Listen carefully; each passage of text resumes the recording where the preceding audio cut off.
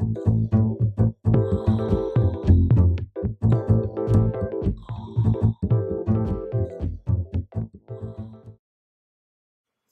we're looking at the uHoo air quality device.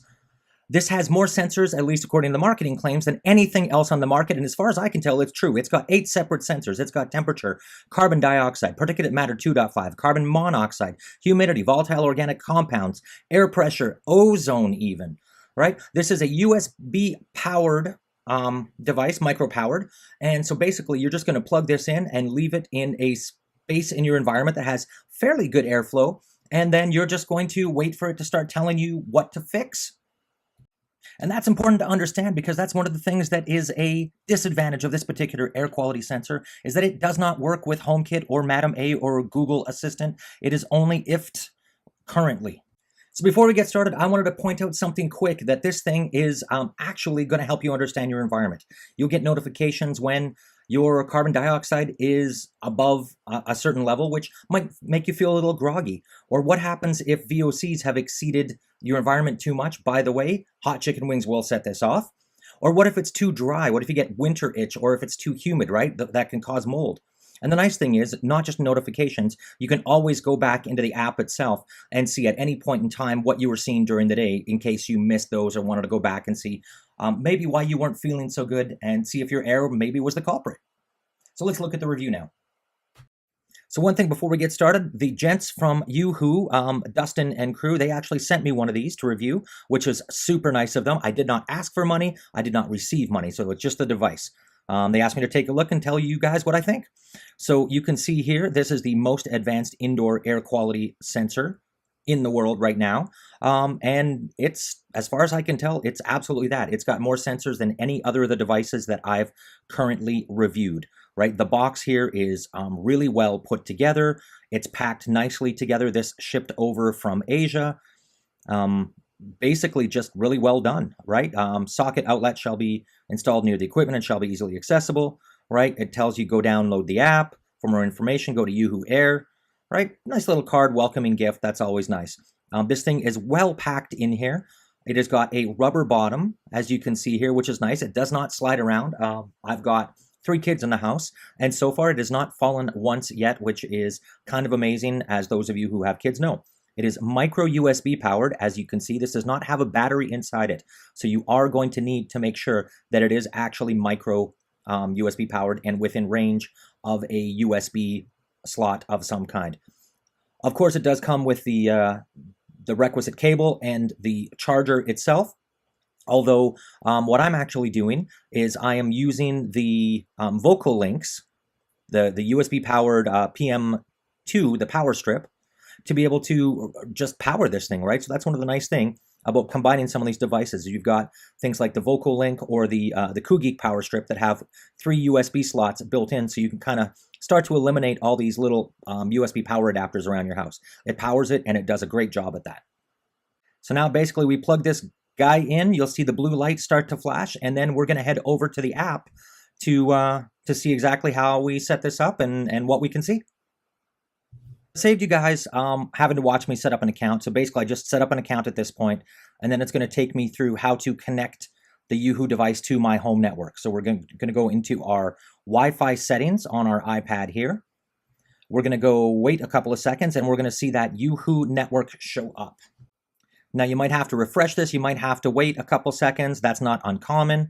We're going to connect to the uHoo network. And then we're going to go back over to our application and then actually transfer over our Wi-Fi settings, right? So now we're connected directly to this, the uHoo device, and we're going to be able to put in your Wi-Fi password to connect this to our home network, right? So you could potentially even take this on the road with you, connect it to your phone as a Wi-Fi hotspot, right? Which is kind of cool. So I'm going to skip through the Wi-Fi password quick because they do not even hide the Wi-Fi password when you're typing it in, which I was not a fan of, right? Security is important to me. So, you know, that's just something to be aware of here, is that there is a little bit of a security concern in my mind for a password, an application that they don't even hide, you know, put the little asterisks, those little stars in place of the password as you type it out, right? So you have successfully set up your uHoo to connect to Wi-Fi. do not close the app now. So now we're going to be able to go and confirm that the application is indeed connected properly, right? We're going to be able to say, hey, what room does this go in? So if you've got multiple of these, you're going to be able to kind of define around your house and start to map out your living space. One thing I've heard people say is that an air quality sensor, you only need one for your house. Well, maybe that's true if you're living in a small room and it's, you have no walls, right? What I've actually found is that every room in my house has a different personality.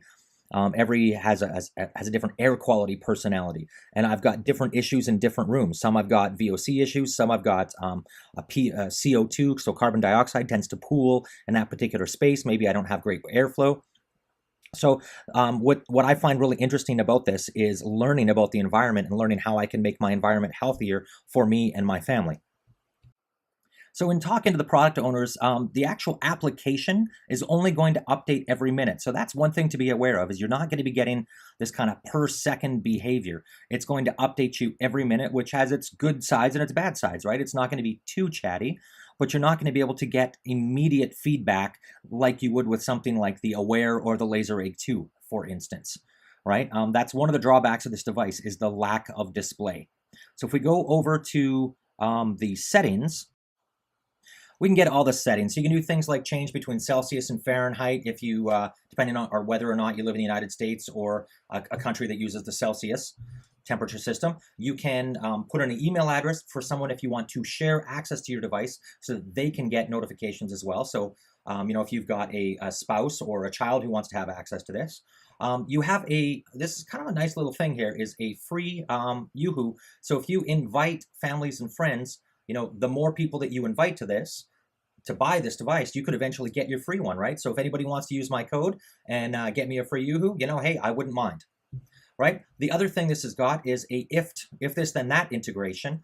So again, there is no HomeKit, there is no Amazon Echo, Madam A, there is no Google Assistant at this time. I've talked to the manufacturers of the product, and they are looking at all those.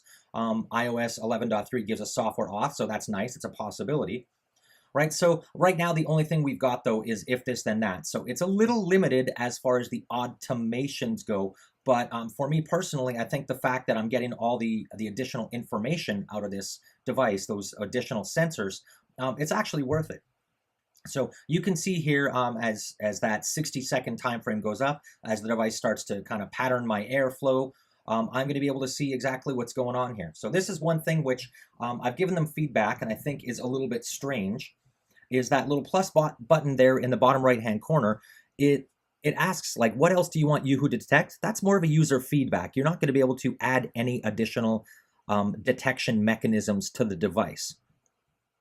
So the other really nice thing about the app here is they've done quite a bit of research and provided that right within the application itself. So if you want to learn more about temperature, about the comfortable temperature ranges, the effects of temperature, or CO2, or carbon monoxide, or humidity, or any of the above, you can really go through and basically find all this information in the application, which is nice. I've personally done a bunch of reading on this. But having it all here right at the kind of the tip of your fingers within the application is a really nice touch. Again, not just useful, functional, but educational as well. Again, CO2 is in here. CO2 can actually cause you to feel dreary and groggy and actually impact your productivity, which is something that I think quite a few people aren't even aware of, is how indoor air quality actually affects the quality of our health and our lives. Kind of rounding out the rest of the tour here, you can enable or disable notifications for pretty much any of the sensors that you have. Of course, you can go in and look at all the things like the MAC addresses, which as a networking professional, I appreciate that. We can affect the sensor thresholds. So if you like it to be a little warmer, a little cooler, you have that capability as well.